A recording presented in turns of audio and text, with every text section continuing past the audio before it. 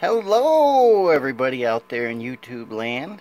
So we have our second set of chicks hatching on the homestead.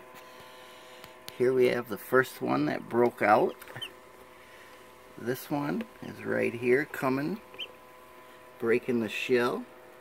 That one's already broke off a pretty good chunk of it, and it'll hopefully, when I come back here in a little bit, they'll all be laying out, drying out. I don't want to have the top off too long, because when they first pop out you got to make sure they're nice and warm so they can dry. So just a little update on the chickies here on the homestead.